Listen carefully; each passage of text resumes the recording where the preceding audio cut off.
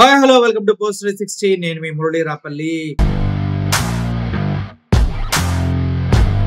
అసలు రాజకీయాలు ఎటు నుంచి ఎటు వెళ్తున్నాయంటే ఒక రకంగా చెప్పాలంటే ప్రతి దానికి జగన్మోహన్ రెడ్డి గారిని బూచిగా చూపించి అద్భుతంగా వాళ్ళ పబ్బం గడుపుకోవడం ప్రతి రాజకీయ నాయకుడికి, కూటమిలో ఉన్న నాయకులందరికీ పరిపాటి అయిపోయింది.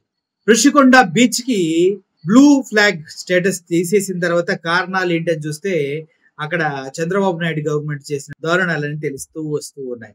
అంతేకాదు ఆ బ్లూ ఫ్లాగ్ స్టేటస్ పోయిన తర్వాత అది పెద్ద సిచ్యువేషన్ క్రియేట్ చేసింది. దానికి భయపడి మళ్ళీ మొత్తం క్లీన్ చేసి బ్లూ ఫ్లాగ్ స్టేటస్ తెచ్చుకోవడం జరిగింది. అయితే ఋషికొండ పైన చేసినటువంటి కన్స్ట్రక్షన్స్ ఎందుకు పనికి రావట్లేదంటూ వాపోతూ ఉన్నారు చంద్రబాబు నాయుడు గారు. అంటే ఈ సిచ్యువేషన్ లో నేను ఒకటే అడగాలనుకున్నా, మీకు చేత కాకపోతే ప్రైవేట్ వ్యక్తులకు ఇవ్వండి, దాని గెస్ట్ హౌస్లు గాను వేరే విధంగా పనిచేసుకుంటారు, ఇవ్వండి. చాలా మంది రెడీగా ఉన్నారు దానికోసం.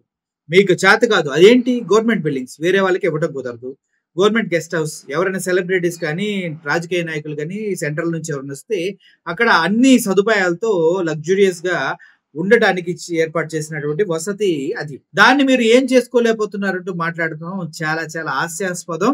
అది మీ చేతగానితనమంటూ అందరూ అంటున్నారు. దీనిపైన కార్మూరు వెంకట వైఎస్ఆర్సీపీ అధికార ప్రతినిధి గారు స్పందించడం జరిగింది. ఒకసారి ఆయన స్పందన కూడా మీరు వినండి. రిషికొండ ప్యాలెస్లో 100 కోట్ల రూపాయలు వృధా. ఇది ఈరోజు ఈనాడు వార్త. అంటే నిన్న చంద్రబాబు నాయుడు గారు కేబినెట్ సమావేశంలో రిషికొండ ప్యాలెస్తో 100 కోట్ల రూపాయలు వృధా అయిపోయింది, అసలు దేనికి ఆ రిషికొండ అనేది ఉపయోగపట్టలేదు, పర్యాటకానికి ఇవ్వడానికి కూడా పనికి రావటం లేదని చెప్పి మళ్ళీ సొల్లు కబుర్లు జగన్మోహన్ రెడ్డి గారి మీద పడి ఆడవటం. అదేమన్నా అసలు అక్రమ కొంప? నువ్వు ఉంటున్నటువంటి లింగమని నీకు ఏదైతే గిఫ్ట్గా ఇచ్చినటువంటి అక్రమ కొంప లాంటిది కాదు కదా రిషికొండ అంటే. రిషికొండ అనేది ఆంధ్రప్రదేశ్ రాష్ట్ర టూరిజం డెవలప్మెంట్ కార్పొరేషన్ ఏపీటీడీసీ ఆధ్వర్యంలో నిర్మించినటువంటి భవనం. ఎక్కడ 100 కోట్ల రూపాయలు వృధా అయింది అంటే ప్రభుత్వం ఒక బిల్డింగ్ని రిచ్గా నిర్మిస్తే, అంటే లేదంటే ఓయో లాడ్జిల్లాగా నిర్మించాలి ప్రభుత్వ భవనాలంటే, ఆ బస్ స్టాండ్ ఎదురుగుండేట్లాగా. ఈ చంద్రబాబు నాయుడు గారు మీరుండే నివాసాలు కూడా అట్లుంటాయా? రాష్ట్ర ప్రభుత్వ భవనాలంటే ఒక ప్రైడ్గా, ఎస్ రేపు పొద్దున ఎవరు వచ్చినా ఎస్ రాష్ట్ర ప్రభుత్వం ఇంత ఘనంగా ఒక బిల్డింగ్ నిర్మించింది అని చెప్పుకునేటటువంటి విధంగా భవిష్యత్ అవసరాలకు అనుగుణంగా విశాఖపట్నం అనేది ఏదైతే ఆంధ్రప్రదేశ్కి ఆర్థిక రాజధాని అని మీరే సంవత్సరాల నుంచి ఏదైతే చెబుతా ఉన్నారో, మరి అలాంటి ఆర్థిక రాజధానిలో అది కూడా ఆంధ్రప్రదేశ్లోనే అత్యంత పెద్ద నగరంగా ఉన్నటువంటి విశాఖపట్నంలో, ఉమ్మడి ఆంధ్రప్రదేశ్లో రెండవ అతిపెద్ద నగరం హైదరాబాద్ తర్వాత ఉన్నటువంటి విశాఖపట్నం నగరంలో ఏదైతే ప్రభుత్వం ఒక భవనాలను నిర్మిస్తే దాని మీద కూడా ఈరోజు దుష్ప్రచారం చేస్తూ ఎక్కడికి 100 కోట్ల రూపాయలు వృధా అయినాయి చూపించండి, ఎక్కడ వృధా అయినాయో.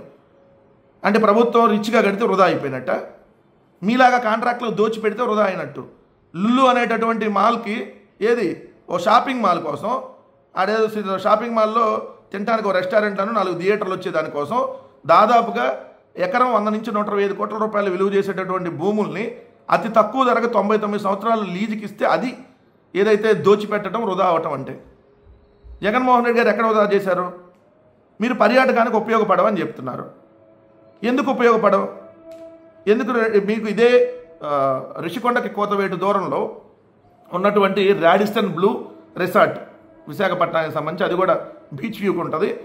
ఏదైతే దాంట్లో రాడిసన్ బ్లూ రిసార్ట్ వైజాగ్ రేపు డేట్తో చూస్తే గార్డెన్ విల్లా 1 బెడ్రూమ్ ప్రైవేట్ పూల్తో 33,299 రూపాయలు ప్లస్ 5,994 రూపాయలు ట్యాక్స్లు విత్ బ్రేక్ఫాస్ట్ 1 నైట్కి, అంటే దాదాపు 40,000 రూపాయలు ఒక నైట్కి. మరి అంతకంటే చాలా రిచ్గా కదా ఇది కట్టింది రిషికొండ. మరి ఎందుకు పర్యాటకానికి ఉపయోగపడదు?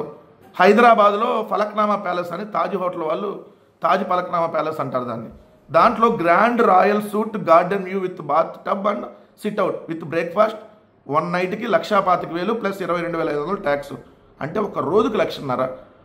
మరి అంతకంటే ఎక్కువ తీసుకోవచ్చు ఇక్కడ విశాఖపట్నంలో రిషికొండలో. సరే అదే రేట్ వేసుకున్నా కూడా పర్ డే 1,00,000 ఒక రూమ్కి వచ్చి. మరి ఎందుకు పర్యాటకానికి ఉపయోగపడవు? సో జగన్మోహన్ రెడ్డి గారు చేసినటువంటి ప్రతిదాని మీద ఏదో ఒక విధంగా విమర్శ చేయాలనేది తప్ప ఇలానే ఎన్నాళ్ళు పబ్బం గడుపుకుంటారు చంద్రబాబు నాయుడు గారు. మీరు అధికారంలోకి వచ్చి 10 నెలలు దాటింది, ఇప్పటికీ నిరుపయోగంగా పెట్టారా అలాంటి భవనాలని? మీకు కట్టడం చేత కాదు, మీ లైఫ్ టైంలో ఎప్పుడు అట్లాంటి కట్టిన వాళ్ళ మీద పడి ఆడవటం, ఇంకా క్యాబినెట్లో అంటే డిస్కషన్, దానికి ఏదో మంత్రివర్గంలో కమిటీ వేసి దాన్ని ఎట్టా చేయాలని చెప్పి మళ్ళీ దానికి ఇంకో డబ్బులు వృధా చేసే కార్యక్రమం కాక.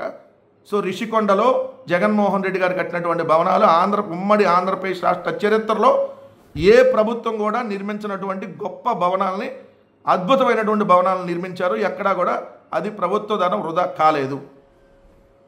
అత్యంత తక్కువ ఖర్చుతో కేవలం 350 కోట్లతోటి ఋషికొండ ప్యాలెస్ అద్భుతంగా నిర్మించారు.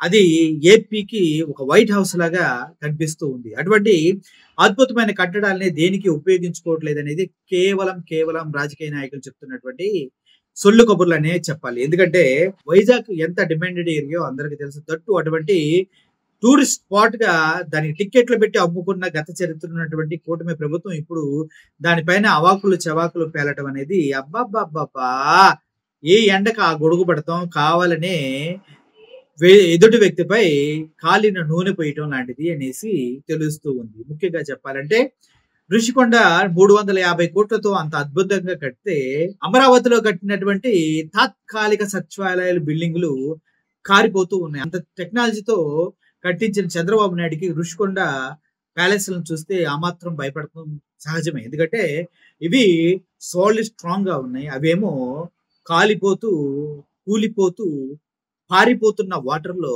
అద్భుతమైన కన్స్ట్రక్షన్స్ కట్టారు. 1000 కోట్ల ఖర్చు పెట్టి. ఆ మాత్రం రిగ్రెట్ ఫీలింగ్ ఉంటుంది, ఆ మాత్రం బాధ ఉంటుంది. ఎందుకంటే ఇది ఎప్పటికీ నిలిచి ఉండే, కూలిపోతే ప్రజలంతా ఊస్తారు అనే భయం ఉంటుంది.